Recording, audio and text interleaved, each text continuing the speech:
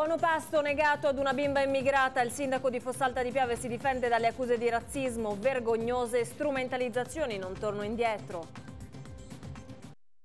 Ed ora il caso del buono mensa negato ad una bimba immigrata a Fossalta di Piave. Non sono razzista e non ho mai detto che alla bambina non doveva essere dato da mangiare. Il sindaco si difende dalle accuse che gli sono piovute addosso nelle ultime ore. Sentiamo.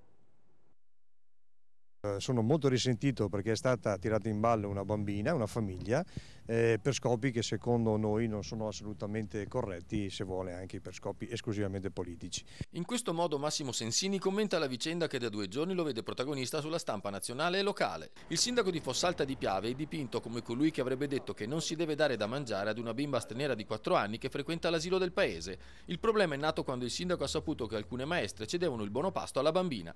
Se non che io ho rilevato che il buono pasto non è incedibile perché fa parte dello stipendio delle insegnanti. Il sindaco contesta il modo in cui la cosa è stata fatta. Se le maestre avessero preso il loro cibo e lo avessero passato alla bambina non ci sarebbero state contrarietà.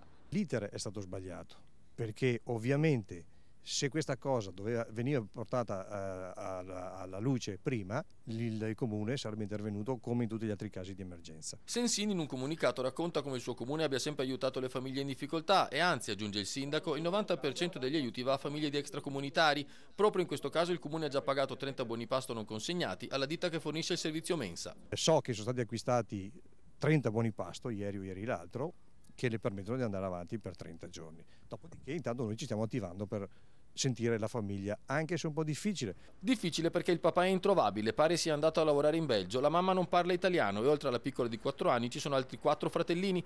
Tutta questa faccenda, dice Sensini, è stata strumentalizzata politicamente e ora mi voglio difendere da quello che è stato detto. Per quanto mi riguarda io ho già attivato il mio avvocato per tutelarmi e tutelare la mia immagine e naturalmente anche la mia onorabilità.